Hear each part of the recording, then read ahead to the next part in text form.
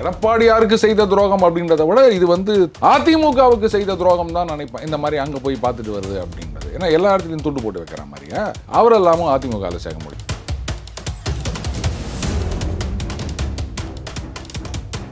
இவ்வளோ நாளாக இவர் தான் சிஎம், எல்லாத்தையும் தலைகீழாக மாற்ற போகிறாரு. இப்போ அடுத்தது ஒரு சினிமா வேறு எடுத்து விட போகிறாருன்னு நினைக்கிறேன். அதில் வந்து ஆமாம், அதில் வந்து அப்படியே அவர் ஆட்சிக்கு வந்து எல்லாத்தையும் தலைகீழாக மாற்றுற மாதிரி இருக்கும் அப்படின்னு நினைக்கிறேன். அப்படி தான் வச்சுருப்பாங்க கதை இல்லையா? அப்படி இருக்குச்சு டெப்டி சிஎம் அப்படின்னா ஒத்துப்பாங்களா?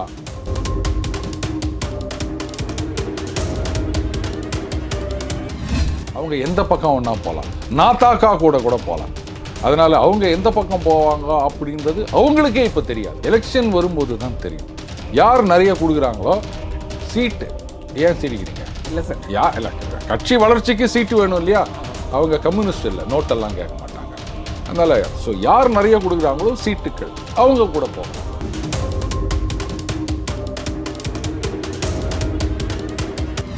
ஈஸிக்கா அங்கேருந்து வெளில கிளம்பி தாவேக்காவோடனோ இல்லை அதிமுகவோடனா அப்போ வந்து அது ஒரு பெரிய ஃபோர்ஸ் மல்டிப்ளேயராக இருக்கும்.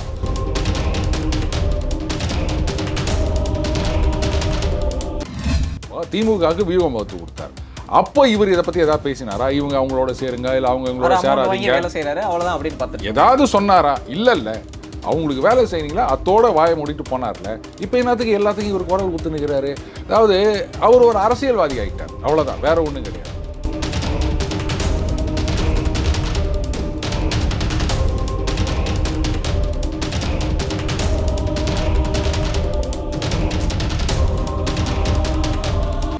எல்லோ பெஞ்ச் நேயர்களுக்கு வணக்கம். இன்னைக்கு நம்ம கூட டெய்லி பெஞ்ச் அருண் சார் இருக்காரு. அவர்கிட்ட கேட்க நிறைய கொஸ்டின்ஸ் இருக்கு, வாங்க கேட்போம். வணக்கம் சார். வணக்கம் அன்புதாசன், எப்படி இருக்கீங்க சார்? வெயில் பட்டையை கலப்புது, ஆனாலும் நான் ரொம்ப குசாலாகிறேன்பா. சார், இங்கே எடப்பாடி பழனிசாமி என்ன சொல்லியிருக்காருன்னா, திமுக மட்டும்தான் எங்களுக்கு எதிரி, மற்றவங்க எல்லாரும் நாங்கள் கூட்டணிக்கு வந்து 2026 சேர்க்கலாம் இருக்கோம் அப்படின்னு பேசியிருக்காரு. எப்படி பார்க்குறீங்க? குறியீடு பார்த்தீங்களா? வெள்ளை, சமாதானம், உடன்படிக்கை, குறியீடுகளே நம்ம சொல்லிட்டோம். இதுக்கு மேலே நம்ம என்ன சொல்கிறது? அதாவது இப்போ இருக்கிற சிச்சுவேஷனில் அதிமுக பாஜக இணைகிறார்கள் அப்படின்னு சொன்னால் ஒரு பெரிய ட்ராக்ஷன் இருக்காது. ஆனால் ஒரு கட்டம் வரும். உதாரணத்துக்கு அரசியல்லேருந்து நம்ம கற்றுக்கலாமே. இப்போ 96 வந்து ஆட்சியை அகற்ற வேண்டிய ஒரு கட்டாயம் மக்கள் அதை ஃபீல் பண்ணாங்க. அப்போது எந்த கூட்டணி வலுவாக இருந்ததோ அந்த கூட்டணிக்கு பெருவாரியாக வாக்குகளை கொடுத்தாங்க. அந்த மாதிரியான ஒரு கட்டாயம் வரா மாதிரி என் கண்ணுக்கு தெரியுது. அது திமுக கண்ணுக்கும் நிறையவே தெரியுதுன்னு நினைக்கிறேன். ஏன்னா அதை பார்த்து தான் நானே புரிஞ்சுக்கினேன். அதனால தான் அவங்க வந்து ஆல் இண்டியா லெவலில் ஆதரவை எல்லாம் திரட்டி கொண்டிருக்கின்றார்கள். கேட்டால் இந்த நேஷ்னல் எஜுகேஷன் பாலிசிக்கு எதிரான்னு சொல்கிறாங்க, டீலிமிட்டேஷனுக்கு எதிரான்னு சொல்கிறாங்க. ஆனால் இது வேறு எதுக்கோ எதிராக இருக்குமோ அப்படின்னு எனக்கு தோணுது. அப்படி ஒரு கட்டாயம் வந்தது அப்படின்னு வச்சுக்கோங்களேன். அப்போது யார் வேணால் யாரோட வேணால் கூட்டணி சேரலாம், அதில் வந்து எந்த சந்தேகமும் கிடையாது. வேறு இன்னும் சொல்லியிருக்காரு, கூட்டணி பற்றி யாரெல்லாம் உட்காந்து பேசின்னு இருக்காதீங்க, அது தலைமை தான் முடிவெடுக்கும் அப்படின்னு சொல்லியிருக்காரு. அது கரெக்டான பேச்சு. அநேகமாக அது வந்து அண்ணன் ஜெயக்குமாருக்கும் சேர்த்து சொல்லியிருப்பாரோன்னு எனக்கு டவுட்டாக இருக்குது. ஏன்னா அவர் தான் வந்து அப்பப்போ கருத்து சொல்வார். ஸோ இனிமேல் அவரும் சைலண்ட் ஆகிட்டார்னா அதையும் நம்ம கொஞ்சம் பார்க்கணும். எது ஒன்றா நடக்கலாம் அன்புதாசன். ஏன்னா நேற்று வரைக்கும் வந்து நானே சொல்லிட்டு இருந்தேன், அதிமுக பாஜக கூட்டணி சேர்ந்தால் அது ஒர்க் அவுட் ஆகாதுன்னு. அது ப்ரெசன்ட் சிச்சுவேஷனில் ஒரு கிரிக்கெட் கமெண்ட்ரி கொடுக்குறோம் அப்படின்னா பால் டேர்ன் ஆகலை அப்படின்னும் போது அந்த நேரத்தில் நீங்கள் வந்து ஸ்பின்னு கொண்டு வந்தால் சரி வராது. அதனால் இல்லைங்க ஸ்பின்னரை இறக்காதீங்கன்னு சொல்லிட்டு இருப்பாங்க. பால் நல்லா டேர்ன் ஆகுதுன்னும் போது அப்போ இப்போ ஸ்பின்னரை கொண்டு வாங்க அப்படின்னா, போன ஓவர் வரைக்கும் வந்து நீ வந்து ஃபாஸ்ட் பவுலர் வைன்னு சொன்னால் இப்போ இது மாதிரி சொல்கிறீ அப்படின்னு கேட்க முடியுமா? அந்த மாதிரி அங்கே களம் மாறப்போகிறது. அது இன்னும் மாறலை, 1 ஓவர் 2 ஓவர் இருக்குது அப்படின்னு நினைக்கிறேன். அதுக்குள்ளே மாறலாம். அப்போது ஸ்பின் வரலாம். அப்போது வந்து கூட்டணி சேருவதுக்கு என்ன காரணம் அப்படின்னு அதுக்கு ஒரு ட்விஸ்ட் கொடுக்கலாம். எதுவும் நடக்கலாம் மர்ம தேசத்தில். இப்போது அதிமுக எடுத்துக்கிட்டால் 2 குரூப் ஆஃப் பீப்புள் இருக்காங்க. ஒரு குரூப் ஆஃப் பீப்புள் வந்து பிஜேபி கூட்டணி வேணும் அப்படின்னு சொல்கிறாங்க. இப்போ நீங்கள் ஏற்கனவே சொன்ன மாதிரி ஜெயக்குமார் சார் மாதிரி அவங்க வந்து அதிமுக கூட்டணிலாம் எங்களுக்கு வேணாம், எங்களுக்கு வந்து மைனாரிட்டி ஓட்ஸ் போகிறோம் அப்படின்னு சொல்கிற மாதிரி யாரும் ஒரு குரூப் இருக்காங்க. 2 பேருக்கு சென்ட்ரலில் எடப்பாடி என்ன முடிவு எடுக்க போகிறாரு? இது என்னவோ அதிமுகவில் மட்டும்தான் இருக்க மாதிரி சொல்கிறீங்க. பாஜகவிலேயே வந்து திமுக பாஜக அதிமுக பாஜக, அதே மாதிரி காங்கிரஸ்லேயும் இப்போ இல்லை, அவங்க ரொம்ப கம்மியாயிட்டாங்க. அப்போ பார்த்தீங்கன்னா திமுக காங்கிரஸ், அதிமுக காங்கிரஸ் அப்படி இப்போ இருக்கும். காங்கிரஸ் வந்து பார்ட் ஆஃப் டிஎம்கே ஆயிடுச்சுல்ல சார்? ஆமாம், அது வந்து ஒட்டுக்கா எழுதி கொடுத்துட்டாங்க. அங்கே மேலிடத்தில் இருக்கவங்களும் வந்து இதை பற்றி கவலையே படுறது கிடையாது. எப்படி வேணா போங்க, நமக்கு ஒரு 10 சீட்டு கொடுத்தாங்களா அத்தோடு அவ்வளோதான், வேறு எதுவும் பேசக்கூடாது அப்படின்னு விட்டுட்டாங்க. அதனால் இது வந்து கரெக்டு, நீங்கள் சொல்கிற மாதிரி 2 பிரிவினராக இருக்காங்க. ஆனால் அந்த 2 பிரிவும் ஒரே பிரிவாக மாறுவதற்கு நிறைய வாய்ப்பு இருக்குது. அதான் சொன்னேன்ல, ஒரு 2 ஓவர் வெயிட் பண்ணுங்கள், பால் டர்ன் ஆகும், அது பிச்சு மாறிடுச்சு அப்படின்னும் போது எல்லாமே சொல்லுவாங்க, ஸ்பின்னரை கொண்டு வாங்கன்னு. கமெண்டேட்டர் சொல்லணும்னு அவசியம் கிடையாது. அந்த ஃபீல்டிங்கில் இருக்கவங்களே சொல்லுவாங்க, கேப்டன் ஸ்பின்னர் இறக்குங்க கேப்டன் அப்படின்வாங்க. அந்த 2 ஓவர் எப்போ முடியும், எப்போ டர்ன் ஆகுன்றதை கேட்காதீங்க. அது வந்து எல்லாம் மேலே இருக்கவங்க கையில் தான் இருக்குது. அதிமுகவோட கேப்டன் என்ன சொல்கிறாருன்னா, நான் உங்களை கூட கூப்பிட்டுக்கிறேன், கூட இருக்காங்கல்ல அவங்க டிடிவி தினகரன், சசிகலா, அவங்கள மட்டும் கூட்டிகிட்டு வராதீங்க அப்படி சொல்லிகிட்டே இருக்காரு. இது ஒத்துக்கக்கூடிய ஒரு விஷயந்தான். ஏன்னா அவங்கள வந்து அதிமுகவில் சேர்க்கறது அப்படின்ற பேச்சுக்கே இடமில்லை. வேணும்னா ஒருவேளை பாஜக அதிமுக கூட்டணி வருது அப்படின்னு வச்சுக்கோங்களேன், அப்போ வந்து இது பாருங்க, உங்களுக்கு நான் சீட்டு கொடுக்குறேன், உங்கள் கணக்கில் நீங்கள் கொடுத்துருக்காங்க, அதிமுகவில் அவங்கள சேர்க்க முடியாதுன்னு. இதை நான் முழுமையாக ஏற்றுக்கிறேன். ஏன்னா அவங்க அதிமுகவில் வந்து சேர்றாங்க அப்படின்னு வச்சுக்கோங்களேன். ஏங்க நான் ஒன்றே கேட்குறேன், இப்போ நீங்களே நாளைக்கு அதிமுகவில் சேரணும் அப்படின்னா நேராக பொதுச்செயலாளர்கிட்ட போ, அவர்கிட்ட போய் ஒரு என்ஓசி வாங்கிட்டு வா அப்படின்னா சொல்லுவாங்க? உங்கள் ஏரியாவுக்கு போங்க, அங்கே யார் ஒன்றியம், கிளை, கழகம், வட்டம் அப்படி யாராவது இருப்பாங்க. சேரணுன்னா 5 ரூபாய் என்னவோ போட்டு ரசீது ஊற்றுற போகிறாங்க. இப்போ சேரணும்னு நீங்களே போய் சேர்ந்துக்காங்க. அதெல்லாம் இல்லை அப்படின்னா அப்போ வந்து நீங்கள் நான் வந்து எங்கள் ஸ்டேட்டஸுக்கு ஏற்ற மாதிரி அது சரிப்பட்டு வராதுங்க. இப்போ அவங்க 2 பேரும் இங்கே சேர்த்தாங்க. ஏங்க அதிமுகவில் நீங்கள் சசிகலா அவர்களை சேர்க்கறத பற்றி பேசுகிறீங்களா? அமமுகவில் சேர்த்தாரா அவரு? சொந்தக்காரங்க தானே அவங்க 2 பேரும் பேசுகிறதே இல்லையாமே சார்? ஏன் சொந்தக்காரங்க தானே? ஆனால் ஜெயிலேருந்து வரும்போது அவங்களுக்கு மிகப்பெரிய ஏற்பாடெல்லாம் செஞ்சு வரவேற்பை கொடுத்து அவர் தானே சார்? ஏங்க இந்த 1000 காரு 2000 காருன்னு காசு இருந்தால் உங்களுக்கு கூட நான் ஏற்பாடு பண்ணுவேன். காசு மட்டும் கொடுத்துருங்க, பில்லு கொடுத்துட்றேன். முன்னாடியே வந்து அட்வான்ஸ் ஒரு அமௌண்ட் கொடுத்துருங்க, இல்லை மொத்தமே அட்வான்ஸாக கொடுத்துருங்க. 2000 கார் அரேஞ்ச் பண்ண இதெல்லாம் ஒரு பெரிய விஷயமா? இப்போ நம்ம தெலுங்கானாவில் கேசி ராவ் அவர் இது என்னது இருக்கிறத பிடிக்கிறேன்னு இல்லை என்னவோ சொல்லுவாங்களே, விட்டதை பிடிக்கிறேன்னு புச்சதையும் விட்டியாப்பா அப்படின்வாங்க மங்காத்தா ஆடும்போது. அந்த மாதிரி இவர் தெலுங்கானாவில் விட்டுட்டு பாம்பேயில், ஒடிஷாவில் இங்கெல்லாம் போயிட்டு கட்சி ஆரம்பிக்கிறேன்னு போய் எத்தனை கார் தெரியுமா அவர் போகும்போது, ஹைதராபாத்லேருந்து போகும்போது கட்சியில் உள்ளூர்லேயே தோற்று போயிட்டார். அதனால் அதெல்லாம் ஒரு பெரிய விஷயமே கிடையாது. உங்கள் கட்சியிலேயே ஏன் நீங்கள் சேர்க்கவில்லை, உங்கள் சொந்தக்காரராக இருந்தும் உங்கள் கட்சியில் ஏன் சேர்க்கவில்லை அப்படின்ற கேள்விக்கு அவர் தெளிவாக பதில் சொல்லிட்டாருன்னா, டிடிவி தினகரன் அவர்களை பொறுத்த வரைக்கும் எனக்கு இதை பிடிச்ச அரசியல்வாதிகளில் ஒருத்தர். ஏன்னா மற்றதெல்லாம் விடுங்க, பத்திரிகையாளர் கேள்விக்கு ரொம்ப கூலாக அவர் பதில் சொல்லுவார். டென்ஷனே ஆக மாட்டார், அவங்களுக்கு டென்ஷன் ஆக்கிடுவார். என்னப்பா அவ்வளோதான் கேள்வியா, வேறு எதுவும் இல்லையா அப்படின்வார். அவங்க வந்து யோசிப்பாங்க என்னடா கேட்குறது அப்படின்னு. அப்பேற்பட்ட ஒரு சாமர்த்தியசாலி, ஒரு திறமை இருக்குது அப்படின்னா நம்ம யாராக இருந்தாலும் அப்ரிஷியேட் பண்ணி தானே ஆகணும். ஆனால் அதுக்காக அதிமுக கொண்டு வந்து விட்டீங்கன்னு வச்சுக்காங்களேன், முடிஞ்சு போச்சு. சார் இன்னொரு முக்கியமான விஷயம் என்ன சொல்லியிருக்காருன்னா, எடப்பாடி பழனிசாமி இல்லாத அதிமுக என்டிஏ கூட்டணி அமையும் அப்படின்னு பேசியிருக்காரு. அவங்க சொல்லுவாங்க, அதாவது டிடிவி தினகரன் இல்லாத அதிமுக பாஜக என்டிஏ கூட்டணி அமையும்னு சொன்னால் என்ன பண்ணுவீங்க நீங்கள்? ஆளாளுக்கு சொல்லிக்க வேண்டியது தான். அவர் வந்து அதிமுகவில் சேருவது அப்படின்றது நான் ஆதரிக்க மாட்டேன். நீங்கள் அமமுகலேயே இருங்க, அப்படியே இருங்க. உடனே நீங்கள் பாஜகவில் போய் சேர்ந்துக்காங்க. என்ன கேட்டால் பாஜகவில் அவர் சேர்த்துக்கலாம் நிச்சயமாக. திறமையான ஆள். என்னவா ஆர்கே நகர் எலெக்ஷன் எவருக்கா பை எலெக்ஷன், திமுக டெபாசிட் போச்சு 20 rupees, 20 ரூபாயில் வேலையை முடிச்சார். கேட்டால் இல்லவே இல்லைன்னு வாங்க, அது வேறு விஷயம். பட் ஏதோ சாமர்த்தியம் இருக்குது. ஜெயிச்சாரா இல்லையா? அதிமுக திமுக 2 கட்சியும் எதிர்த்து போட்டியிடுகிறார் சுயேட்சையா. திமுக டெபாசிட் இல்லாமல் போச்சு. அப்போது அவரால் சாதிக்க முடியுன்றதை தான் அது காமிக்குது. என்ன கேட்டால் அவர் பாஜகவில் சேர்ந்துடலாம் அப்படின்னு நினைக்கிறேன்.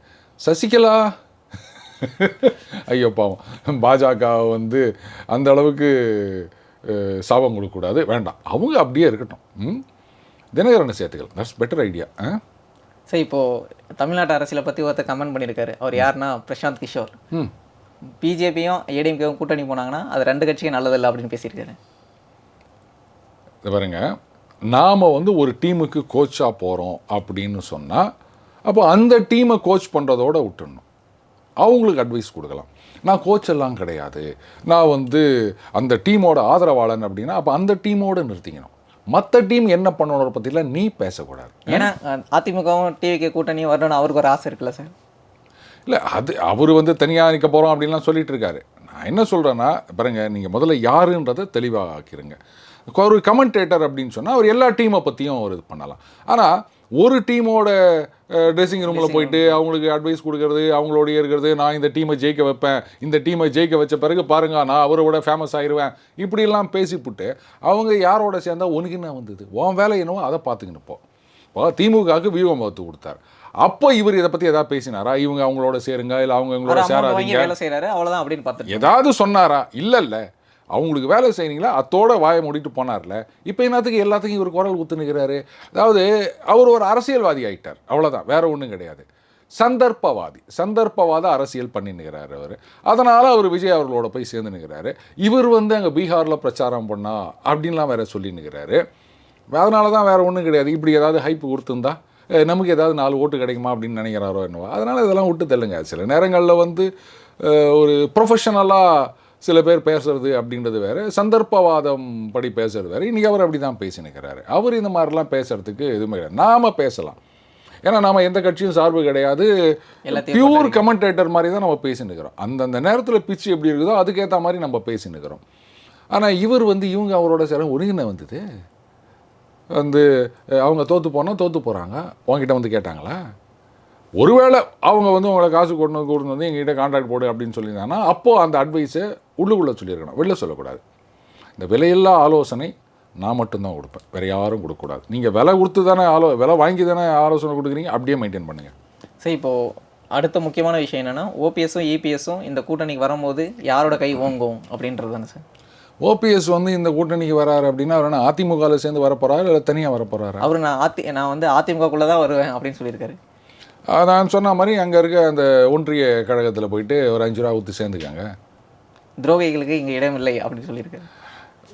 இது சசிகலா அவர்களை எப்படி சேர்க்க முடியாதோ அதே மாதிரி தான் வந்து ஓபிஎஸ் அவர்களையும் இனிமேல் அங்கே சேர்க்க முடியாது.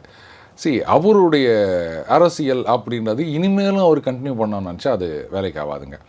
அவர் பையனை எம்பி ஆகியிருக்காங்க 2019 எல்லா இடத்துலையும் தோற்றப்போ கூட எப்படியோ அவர் ஜெயிச்சிட்டாரு, அத்தோடு அவர் விட்டுடணும். ஆனால் அவர் நாடானா முதலமைச்சர் அவர்களை போய் சந்தித்து ஏதோ புத்தகம்லாம் கொடுத்துட்டு வந்தார், எம்பி ஞாபகம் இருக்குல்ல? இதெல்லாம் இங்கே எதுக்கு? அப்புறம் நாங்கள் வந்து மறுபடியும் அதிமுகவில் வரணும் அப்படின்னா இது நீங்கள் எடப்பாடியாருக்கு செய்த துரோகம் அப்படின்றத விட இது வந்து அதிமுகவுக்கு செய்த துரோகம் தான் நினைப்பேன். இந்த மாதிரி அங்கே போய் பார்த்துட்டு வருது அப்படின்றது. ஏன்னா எல்லா இடத்துலையும் துண்டு போட்டு வைக்கிற மாதிரியா? அவர் எல்லாமும் அதிமுகவில் சேர்க்க முடியாது. வேணும்னா நீங்கள் பாஜகவில் சேர்ந்துக்காங்க. ஐயோ பாவம் பாஜக. சரி, இப்போ விஜயோட பொசிஷன் எடுத்துக்கிட்டால் அவர் வந்து ஏடிஎம்கே கூட்டணிக்கு போகலான்னு பேசுகிற மாதிரி ஒரு பேச்சு இருக்குது. அப்படின்னும் போது ஏடிஎம்கே விஜயோட கூட்டணி இங்கே வந்து இம்பேக்டை ஏற்படுத்துமா அப்படி போனாங்கன்னா?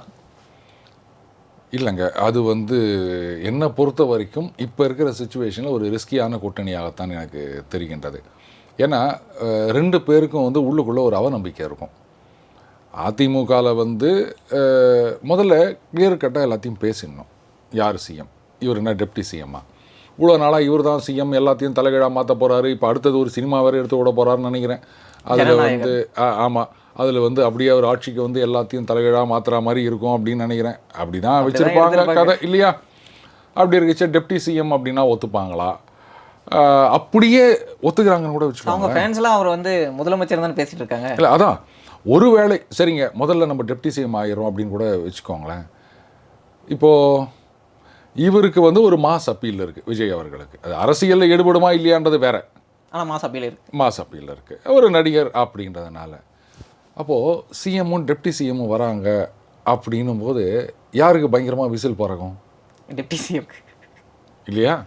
அப்போ அதிமுகவில் இருக்கவங்க அதை சும்மா ஏற்றுப்பாங்களா? அவங்க ஃபஸ்ட் டைம் வந்து எலெக்ஷனுக்குள்ளே வராங்க, வரும்போதே 50 சீட்டு 80 சீட்டுன்னு கேட்குறாங்களா சார்? என்ன அண்ணங்கிட்ட தானே கேட்குறேன், ஒரு 117 சீட்டு கேட்க வேண்டியது தானே, இல்லை ஒரு 120 கேட்க வேண்டியது தானே? தாராளமாக கேளுங்க, இதில் என்ன இருக்குது, கொடுக்கறதுக்கு எங்ககிட்ட ஒன்றும் இல்லை அப்படின்னு போகிறாங்க. சரி, நீங்கள் சிஎம் டெப்டி சிஎம் விடுங்க, 2 பேரும் சேர்ந்து ஒரு இடத்துல பிரச்சாரத்துக்கு போகிறாங்க அப்படின்னு வச்சுக்கோங்களேன், யாருக்கு விசில் பறக்கும்? விஜய் சார்.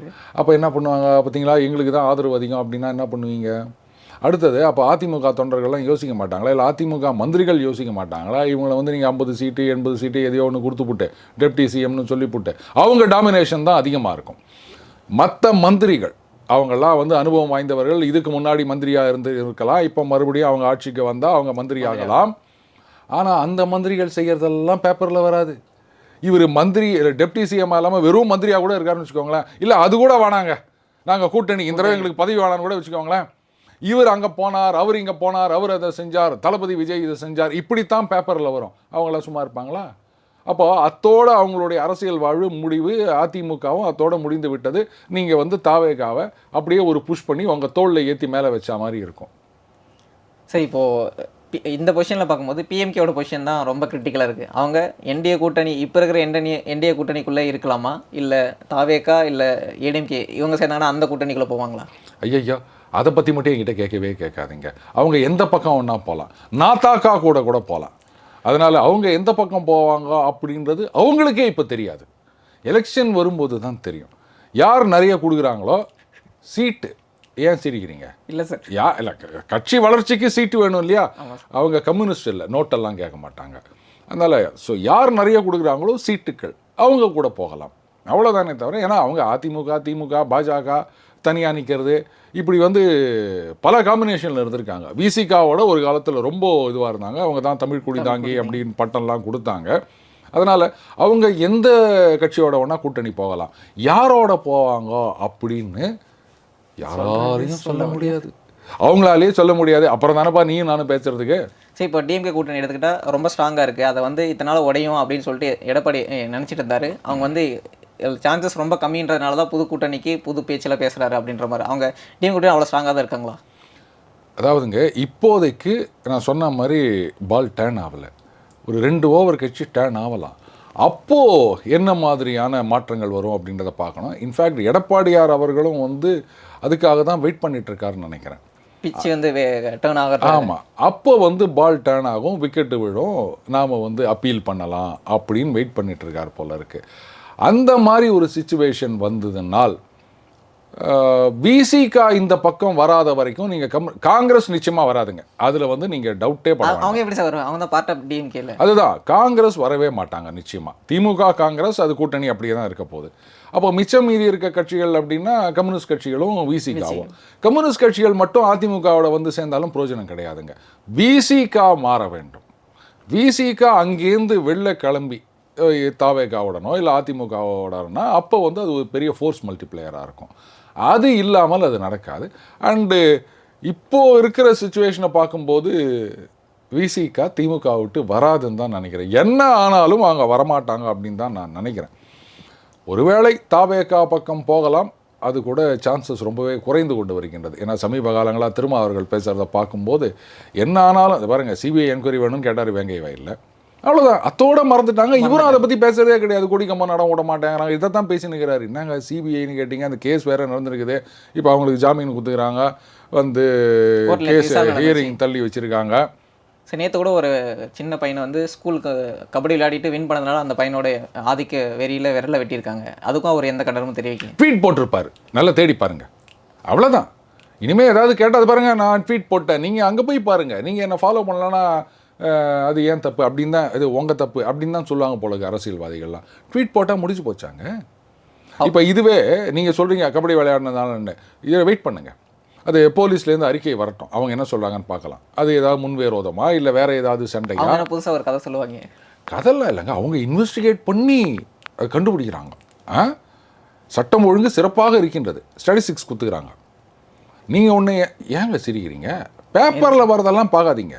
அதிகாரப்பூர்வமாக காவல் அதிகாரிகள் சொல்கிறாங்க, அதை நம்புறதை விட்டுட்டு நீங்கள் என்னவோ ஒரு பேப்பரில் அச்சடிச்சு கொடுக்குறாங்க.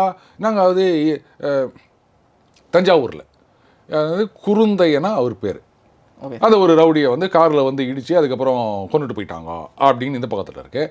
அண்ணாண்ட பக்கம் போனால் காஞ்சிபுரத்தில் ஒரு ரவுடி வெட்டிக்கொலை அப்படின்னு இருக்குது.